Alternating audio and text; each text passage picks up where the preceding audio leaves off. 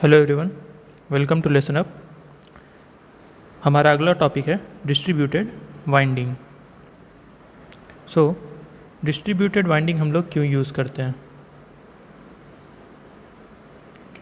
Distributed winding हम लोग क्यों यूज़ करते हैं? अभी तक जो हम लोग पढ़े थे वो 2 पोल का मशीन था और उसमें सिर्फ एक ही कंडक्टर यूज़ किए थे, राइट? अगर देखा जाए यहाँ पे एक कंडक्टर था और यहाँ पे एक कंडक्टर था स्टेटर में और दोनों कनेक्टेड था। और जब भी पोल इसको कट करता था तो इसमें ईएमएफ जनरेट होता है। ठीक है, जब भी ये कंडक्टर पोल के फ्लक्स को कट करता है तो उसमें ईएमएफ जनरेट होता है। सिमिलरली ए कंडक्टर में भी होता है और ए डैश कंडक्टर में भी होता है। लेकिन सिर्फ एक ही कॉइल से ये कंप्लीट क्या है, एक कॉइल है, हम इसको कनेक्ट करके रखे थे इस तरह से। ओके, इस तरह से इसको कनेक्ट करके रखे थे। तो क्या एक ही कॉइल में अगर ईएमएफ जनरेट होगा तो हमें एप्रोप्रिएट नंबर ऑफ ईएमएफ मिलेगा? कभी नहीं मिलेगा। सो हमको क्या चाहिए, एक से ज़्यादा नंबर ऑफ कॉइल्स चाहिए। प्रैक्टिकल मशीन में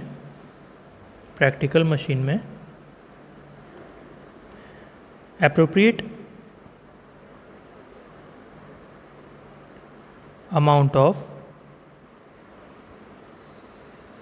ईएमएफ जनरेट करने के लिए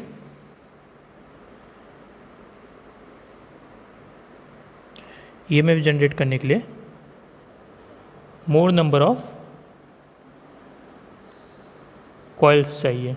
ठीक है, ताकि ज़्यादा कॉइल होगा तो वो ज़्यादा कॉइल का जो कंडक्टर है वो फ्लक्स को कट करेगा और हर कॉइल में ईएमएफ जनरेट होगा। नाउ क्या ये पॉसिबल है ज़्यादा नंबर ऑफ कॉइल्स को सिर्फ एक ही स्लॉट में प्लेस कर दें हम लोग? ये पॉसिबल नहीं हमारे लिए। अगर ज़्यादा कॉइल होगा उसको हम एक ही स्लॉट्स में प्लेस नहीं कर सकते हैं। तो हमको क्या करना है, यहाँ स्टेटर के पेरीफेरी में बहुत सारे स्लॉट्स बनाने पड़ेंगे। ओके, यहाँ पे क्या होगा, देखो स्टेटर के पेरीफेरी में, सपोज करो ये स्टेटर है, यहाँ पे बहुत सारे स्लॉट्स बनाने पड़ेंगे।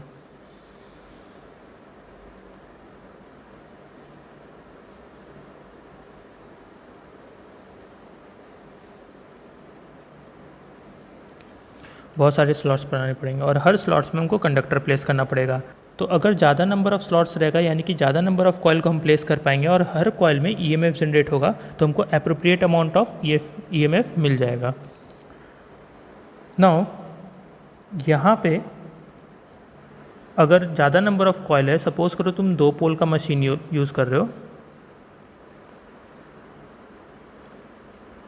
तो पिछले बार क्या हो रहा था, एक पोल एक ही कंडक्टर को कट कर रहा था और उसी में ईएमएफ बन रहा है। अब क्या है, एक पोल के अंदर, एक पर्टिकुलर पोल के अंदर नंबर ऑफ़ कंडक्टर्स बढ़ जाएंगे। नाउ अगर नंबर ऑफ़ कंडक्टर्स बढ़ जाएगा तो हर कंडक्टर में ईएमएफ जनरेट होगा। सपोज करो तुम्हारे पास 48 स्लॉट्स है। ओके, एग्जाम्पल के तौर पे समझो तुम्हारे पास 48 स्लॉट्स है और तुम 4 पोल का मशीन यूज़ कर रहे हो। ओके, 4 पोल का मशीन यूज़ कर रहे हो तो हर पोल के अंडर कितने नंबर ऑफ़ स्लॉट्स आएंगे? 48 डिवाइडेड बाई 4, यानी कि एक पोल के अंदर 12 स्लॉट्स आएगा। ओके, अगर 4 पोल का मशीन यूज़ कर रहे हो, सपोज करो यहाँ भी 2 पोल है, तो एक पोल के अंदर नंबर ऑफ़ स्लॉट्स कितना आएगा? 12। और सपोज़ करो तुम 3 फेज़ यूज़ कर रहे हो, अगर तुम 3 फेज़ यूज़ कर रहे हो तो 12 स्लॉट्स में एक पोल के अंदर कितना स्लॉट्स आया? 12 स्लॉट्स आया। एक पोल के अंदर कितना स्लॉट्स आया? सपोज करो 12 स्लॉट्स आया। ओके, अब पर फेज़ अगर देखा जाए तो एक पोल के अंदर जो 12 स्लॉट्स है उसमें 3 फेज़ में डिवाइड होगा। अगर सपोज़ करो 3 फेज़ हम यूज़ कर रहे हैं तो उसमें 3 फेज़ में डिवाइड होगा, यानी कि एक फेज़ के अंदर कितने स्लॉट्स आएंगे अगर हम 3 से डिवाइड कर देंगे? 4। यानी कि 4, अगर 4 स्लॉट तुम्हारा क्या करेगा? एक फेज़ बनाएगा, फिर अगला 4 क्या करेगा? दूसरा फेज़ बनाएगा, फिर अगला 4 क्या करेगा? तीसरा फेज़ बनाएगा। ओके, तो इस तरीके से हम number appropriate amount of EMF generate कर सकते हैं। अब इस डायग्राम में देखो, सपोज़ करो यहाँ पे दो पोल का मशीन है और एक पोल के अंदर, एक फेज के अंदर 3 कंडक्टर आ रहा है। ओके, सपोज करो 2 पोल का मशीन है और slots per pole per phase कितना आ रहा है? 3। ओके, यानी कि 3 स्लॉट्स है एक पोल के अंदर और एक फेज के अंदर। एक पोल के अंदर देखा जाए तो टोटल नंबर ऑफ स्लॉट्स कितना हो जाएगा? सपोज करो अगर 3 फेज का यूज़ कर रहे हैं, अगर 3 फेज सिस्टम है तो एक पोल के अंदर कितना आना चाहिए? 9 स्लॉट्स आना चाहिए। ओके, 9 स्लॉट्स आना चाहिए एक पोल के अंदर, लेकिन एक पोल के अंदर 9 स्लॉट्स आ रहा है, यानी कि एक फेज के अंदर कितना आएगा? तो 3 स्लॉट्स आएगा। ओके, अब देखो इन तीनों स्लॉट्स में जो कंडक्टर है उसको हम लोग सीरीज़ में कनेक्ट करते हैं। ओके, सीरीज़ में कनेक्ट करते हैं। सपोज करो ये कंडक्टर 1 है, ये कंडक्टर 1 है और ये 1 डैश है, ये 2 है, ये 2 डैश है, ये 3 है और ये 3 डैश है। तो 1 और 1 डैश, 2 2 डैश, 3 3 डैश मिलके एक पर्टिकुलर अमाउंट ऑफ ईएमएफ बनाएगा। ओके, 1 1 डैश मिलके तुम्हारा एक ईएमएफ बनाएगा। सपोज करो 1 1 डैश E1 बनाता है। Okay, 1 1 dash E1 EMF induce हो रहा है। 2 2 डैश में E2 ईएमएफ इंड्यूस हो रहा है और 3 3 डैश में E3 ईएमएफ इंड्यूस हो रहा है। नाउ ये पर्टिकुलर, ये क्या है? 3 कंडक्टर है, तो 3 कंडक्टर एक फेज में होगा। ठीक है, 3 कंडक्टर एक फेज में। सपोज करो फेज ए है। ओके, तो ए फेज में 3 कंडक्टर है, तो अगर पूछा जाए ए फेज का वोल्टेज कितना होगा, एक फेज वोल्टेज कितना होगा, तो वो क्या होना चाहिए? इन तीनों का सम होना चाहिए। लेकिन ये इन तीनों का अलजेब्रिक सम नहीं होगा, ये इन तीनों का वेक्टर सम होगा। अब देखो टाइम फेज और स्पेस फेज में डिफरेंस देखो। जो तुम्हारा कंडक्टर है वो तुम्हारा स्टेटर पेरिफेरी में है, जो तुम्हारा कंडक्टर है वो तुम्हारा स्टेटर पेरिफेरी में है, और रोटर तुम्हारा स्पेस में मूव हो रहा है। ओके, तो रोटर तुम्हारा एक पर्टिकुलर एंगल से मूव हो रहा है, लेकिन कंडक्टर तुम्हारा क्या है? स्टेशनरी है। अगर सपोज करो रोटर का डायरेक्शन इस तरफ है, रोटर का डायरेक्शन इस तरफ है, तो तुम्हारे कंडक्टर का डायरेक्शन किधर होगा? इस तरफ। एक तरह से समझो कंडक्टर पे तुम हो और तुम्हारे नज़र में रोटर स्टेशनरी है। अगर सपोज करो तुम्हारे लिए, तुम कंडक्टर पे बैठे हो, तो अगर तुम्हारे नज़र में रोटर स्टेशनरी है तो तुम क्या कर रहे हो? इस तरफ मूव कर रहे हो, उसके अपोजिट डायरेक्शन में। अगर तुम्हारे नज़र में रोटर स्टेशनरी है, यानी कि तुम किस में ट्रैवल कर रहे हो? तुम टाइम फेज में ट्रैवल कर रहे हो। लेकिन रोटर जो है वो ट्रैजेक्टरी मोशन दिखा रहा है, तो रोटर क्या है? स्पेस फेज में है। ओके, ये स्पेस, ये मैकेनिकली रोटेट हो रहा है। ओके, ये ट्रैजेक्टरी मोशन में है, तो रोटर क्या हो रहा है? स्पेस फेज में है, वेयर एज कंडक्टर क्या है? ये टाइम फेज में है। ओके, इसी के लिए जब हम बी कर्व बनाए थे और वहाँ पे हम कंडक्टर भी शो किए थे, तो यहाँ पे कंडक्टर किस में है? टाइम फेज में। इसी के लिए हम यहाँ पे ओमेगा टी भी लिखे थे। ओके, कंडक्टर के रिस्पेक्ट में ये टाइम फेज में है, तो हम इसको ओमेगा टी से रिप्रेजेंट किए थे।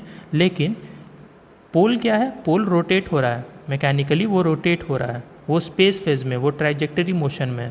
यानी कि यहाँ पे जो बी कर्व है, हर पोल तुम्हारा एक मैग्नेटिक फ्लक्स बनाएगा, राइट? हर पोल के फेस पे देखा जाए तो तुमको कुछ फ्लक्स डेंसिटी मिलेगा। तो वो फ्लक्स डेंसिटी, अब पोल तो रोटेट हो रहा है, यानी कि वो फ्लक्स डेंसिटी भी क्या हो रहा है? रोटेट हो रहा है। ये तुम्हारा मैकेनिकली रोटेट हो रहा है, तो इसलिए हम इसको थीटा एंगल से डोनेट किए थे। ओके, ये तुम्हारा मैकेनिकली रोटेट हो रहा है, वेयर एज तुम्हारा कंडक्टर देखा जाए तो टाइम फेज में है, ये स्टेशनरी पोजीशन में। इसी के लिए हम इसको ओमेगा टी से डिनोट किए हैं। अब इसमें रिलेशन देखा जाए, ये जो कॉइल है 1 1 डैश और 2 2 डैश, तो 1 और 2 कंडक्टर के बीच में कितना एंगल का डिफरेंस है? सपोज करो ये गामा है। ओके, गामा, तो 1 और 2 के बीच में कितना एंगल है? गामा। ओके, यानी कि यहाँ पे गामा क्या हो गया? गामा हो गया तुम्हारा स्लॉट एंगल। ओके, गामा हो गया तुम्हारा स्लॉट एंगल। और ये जो slot per pole per phase है, slot per pole per phase, इसको हम m से रिप्रेजेंट करते हैं, which is called slot per pole per phase. So this is given as slot per pole per phase. तो यहाँ पे पर पोल पर फेज कितना है? 3।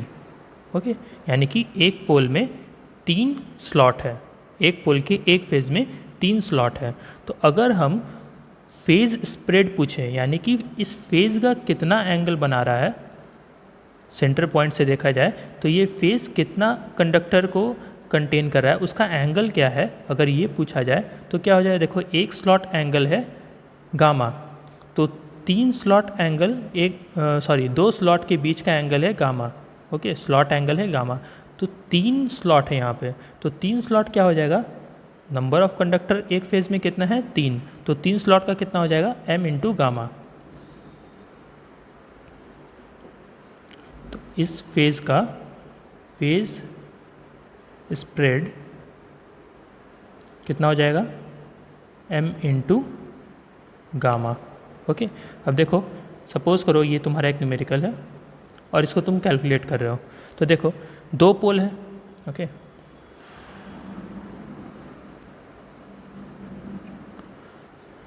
इस एग्जाम्पल में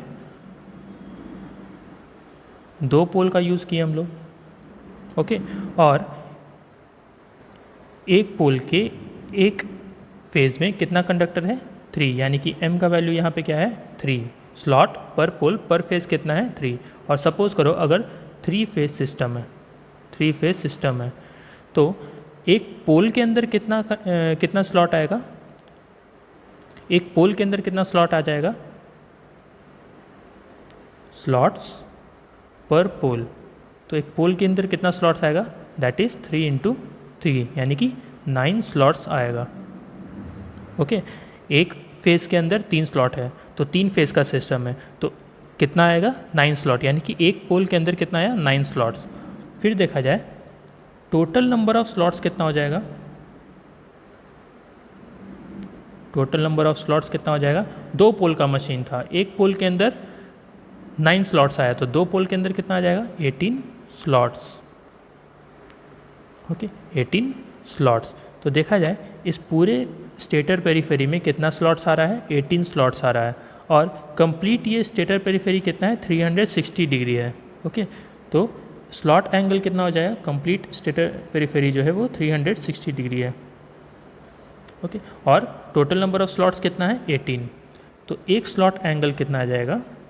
गामा कितना हो जाएगा? That will be equal to 20 degree, यानी कि एक स्लॉट एंगल कितना हो गया? 20 डिग्री का हो गया। ओके, ये गामा का वैल्यू क्या हो जाएगा? 20 डिग्री। अब देखो, अगर तुमसे पूछा जाए फेज़ स्प्रेड कितना हो रहा है, यानी कि एक फेज़ में पर्टिकुलर कितना एंगल क्रिएट कर रहा है, तो यहाँ पे 3 स्लॉट है, एक स्लॉट 2 स्लॉट के बीच में एंगल है गामा, तो यहाँ पे 3 स्लॉट है। तो 3 स्लॉट कहाँ से कहाँ है? देखो यहाँ पे सपोज करो हम यहाँ पे ले रहे हैं ए से बी से सी और सी से डी। ओके, तो अगर तुम बोलो 1 से 2 बोलो या ए से बी बोलो। ओके, 1 से 2 अगर गामा है तो ए से बी भी क्या होगा? गामा। तो ए से डी तक कितना एंगल क्रिएट करेगा? दैट इज 3 इंटू गामा, यानी कि phase spread is equal to 3 into gamma, that is 60 degree. Okay, और यहाँ पे 3 क्या है? This is slot per pole per phase m। Okay, यानी कि यहाँ पे फेज स्प्रेड कितना आ रहा है? 60 डिग्री। अब देखो, कंडक्टर 1 और 1 डैश में, कॉइल 1 और 1 डैश में जो तुम्हारा ईएमएफ जनरेट हो रहा है वो है E1, 2 डैश में जो तुम्हारा ईएमएफ जनरेट हो रहा है E2, और 3 डैश में जो तुम्हारा ईएमएफ जनरेट हो रहा है वो E3। इन तीनों का आरएमएस वैल्यू सेम रहेगा।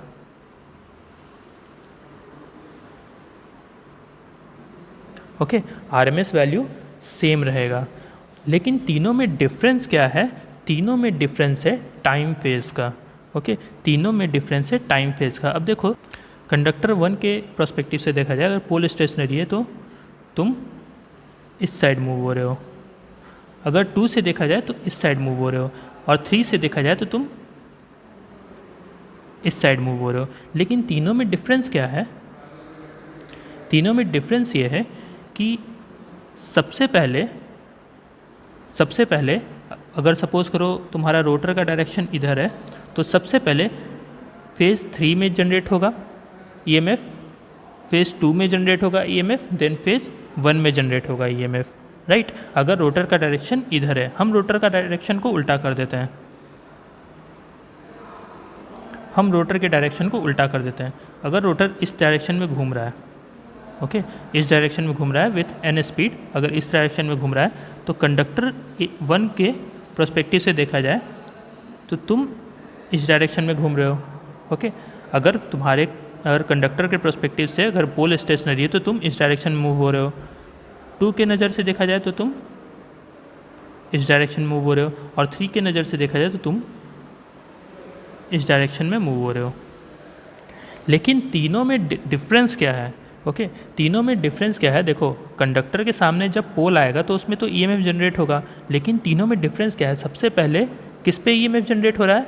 1 पे, देन गामा एंगल के बाद 2 पे जनरेट हो रहा है, देन अगेन गामा एंगल के बाद 3 पे जनरेट हो रहा है, और सबसे पहले 0 किसका होगा, फिर 1 का होगा, फिर 2 का होगा, फिर 3 का होगा। मतलब सबसे पहले इस पे जनरेट हो रहा है, और गामा एंगल के बाद, इसको इस तरह से समझो, सबसे पहले E1 जनरेट हो रहा है, देन गामा एंगल के बाद फिर E2 में जनरेट हो रहा है, और फिर गामा एंगल के बाद फिर E3 में जनरेट हो रहा है। ओके, तो यहाँ पे डिफरेंस क्या है? इन तीनों के बीच में डिफरेंस क्या है? टाइम फेज का डिफरेंस है विथ गामा एंगल। ओके, तो हम क्या करेंगे, इन तीनों का वेक्टर सम लेंगे। ओके, तो देखो, अगर सपोज करो इस डायरेक्शन में घूम रहा है, तो सबसे पहले ए से बी पे पहुंचेगा पोल, और इसमें ईएमएफ जनरेट होगा E1, फिर गामा एंगल के बाद क्या जनरेट होगा? E2, कहाँ से कहाँ? बी से सी के बीच में, और फिर बी से सी के बीच में, और फिर गामा एंगल के बाद क्या जनरेट होगा? E3, सी से डी के बीच में। ओके, और इन तीनों को हम क्या करते हैं? सीरीज़ में कनेक्ट करते हैं, तीनों को सीरीज़ में कनेक्ट करते हैं। तो देखो, तीनों का आरएमएस वैल्यू तो सेम है, लेकिन क्या डिफरेंस है? सिर्फ टाइम फेज़ का डिफरेंस है, गामा एंगल से जो क्रिएट हो रहा है टाइम फेज़ का डिफरेंस है। तो इन तीनों का जो वेक्टर एडिशन होगा वो तुम्हारा एक फेज़ का वोल्टेज होगा, दैट इज़ EA। तो यहाँ पे AD क्या हो जाएगा? EA। नाउ EA अगर देखा जाए तो ये algebraic some of E1, E2 और E3 से कम होगा, यानी कि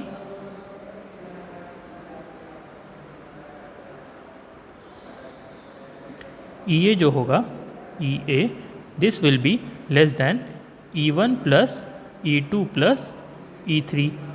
तीनों के आरएमएस वैल्यू को अगर हम डायरेक्टली ऐड कर दें तो वो उसके अलजेब्रिक सम से कम होगा। ओके, इसी रिडक्शन को हम लोग क्या बोलते हैं? ब्रेथ फैक्टर बोलते हैं या डिस्ट्रीब्यूशन फैक्टर बोलते हैं। ओके, इसी को हम क्या बोलते हैं? इसी रिडक्शन को हम लोग बोलते हैं ब्रेथ फैक्टर या डिस्ट्रीब्यूशन फैक्टर। तो ये पहला फैक्टर है जो तुम्हारी ईएमएफ को अफेक्ट करेगा। देखो, जब हम एक पोल यूज़ किए थे तो वहाँ पे सिर्फ एक ही कंडक्टर यूज़ किए थे, सिंगल कॉइल का यूज़ किए थे, वहाँ पे किसी भी तरह का डिस्ट्रीब्यूटेड वाइंडिंग यूज़ नहीं किए थे। तो वहाँ पे जो ईएमएफ जनरेट हो रहा था वो पर्टिकुलर एक कॉइल में हो रहा था। लेकिन अब यहाँ पे क्या किए? अब यहाँ पे जो एक फेस के अंदर हम 3 कॉइल डाल दिए, 3 स्लॉट्स में 3 कॉइल डाल दिए, तो तीनों कॉइल में जो ईएमएफ जनरेट हो रहा है, अब उसका वेक्टर सम तुम्हारा एक फेज़ का वोल्टेज होगा। स्टार्टिंग में हम लोग क्या देखे थे? स्टार्टिंग में यहाँ पे सिर्फ 2 कॉइल का यूज़ किए थे। तो सपोज़ करो यहाँ इन दोनों कॉइल में जो तुम्हारा वोल्टेज बन रहा है, इन दोनों कॉइल में जो वोल्टेज बन रहा था दैट इज़ E। ओके, वो मिलके E वोल्टेज बना रहा था। लेकिन अब क्या किए, अब एक स्लॉट की जगह हम वहाँ पे 3 स्लॉट डाल दिए, ठीक है। एक फेज़, एक पोल और एक फेज़ के अंदर वहाँ पे 3 स्लॉट आ गया। तो अब यहाँ पे जो ईएमएफ बनेगा वो ईए नहीं बनेगा, वो क्या बनेगा, तीनों का वेक्टर सम। और देखा जाए ये वेक्टर सम तीनों के अलजेब्रिक सम से कम है। अगर तुम E1, E2, E3 यानी कि डायरेक्टली विदाउट एंगल तुम इन तीनों के वैल्यू को ऐड करोगे तो वो उससे कम आएगा। इसी को हम लोग बोलते हैं distribution factor. Now distribution factor निकालते कैसे हैं, यहाँ पे डिस्ट्रीब्यूशन फैक्टर किसको बोलते हैं, that is the ratio of AD, okay. A और D वोल्टेज जो क्रिएट हो रहा है डिवाइडेड बाई M इंटू एक पर्टिकुलर वोल्टेज कौन सा है, AB E1, ओके। जो स्टार्टिंग वोल्टेज है तुम्हारा E1 उसको ले लो। तो डिस्ट्रीब्यूशन फैक्टर क्या बोलते हैं, डिस्ट्रीब्यूशन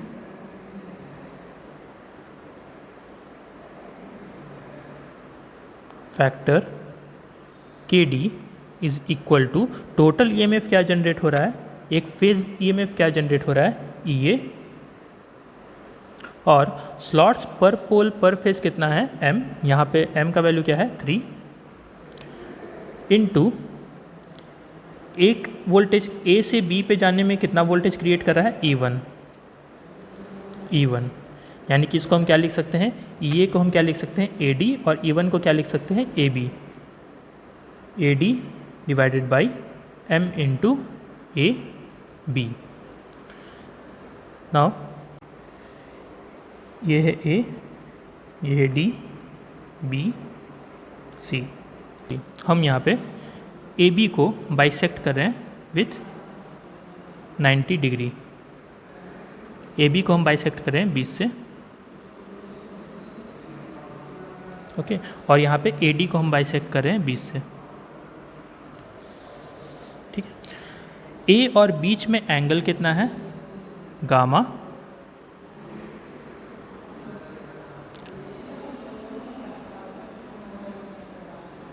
A और बीच में एंगल कितना है गामा, ये पॉइंट O ले लो। और A और B को हम 20 से बाइसेक्ट कर रहे हैं तो ये 90 डिग्री हो जाएगा, और ये कितना हो जाएगा गामा बाई 2। नाउ अब यहाँ पे देखो साइन गामा बाई 2 कितना हो जाएगा AB by 2 divided by OA, okay. और ये एंगल देखा जाए तो ये कितना हो जाएगा, ये फेज स्प्रेड है, ये फेज स्प्रेड कितना हो जाएगा M into gamma, okay.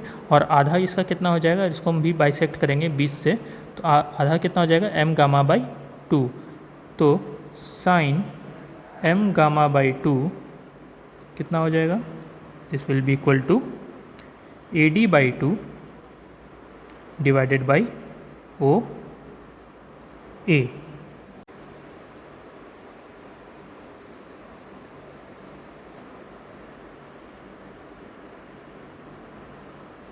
Now KD क्या होता है, KD इज इक्वल टू हम क्या बताएं AD divided by MAB।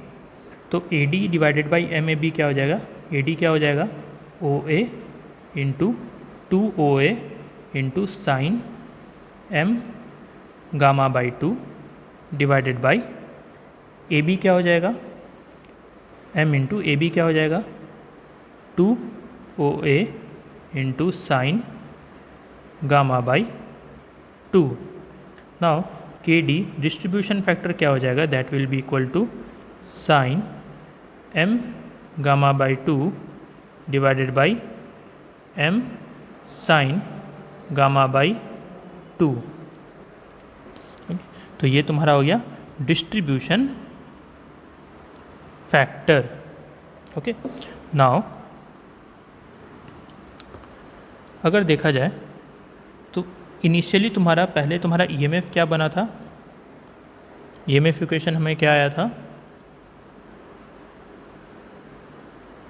EMF equation that is 4.44 F phi flux per pole, F flux per pole into N, number of turns. अब इसमें modification क्या आ जाएगा, यहाँ पे सिर्फ हम एक कॉइल का यूज़ किए थे, राइट। लेकिन अब हम क्या कर रहे हैं, एक फेज़ के अंदर 3 कॉइल का यूज़ कर रहे हैं, तो यहाँ पे क्या क्या मॉडिफाई हो जाएगा, number of turns per phase, okay, एक फेज़ में कितना नंबर ऑफ टर्न्स है, और KD से मल्टीप्लाई हो जाएगा, राइट, KD फैक्टर से मल्टीप्लाई हो जाएगा। सो EMF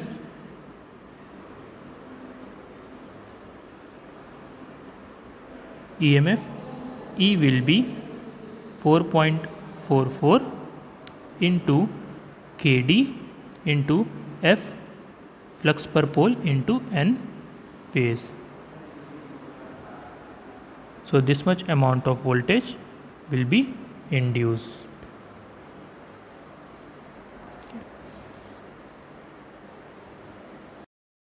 और यहाँ N क्या है, N phase is equal to number of turns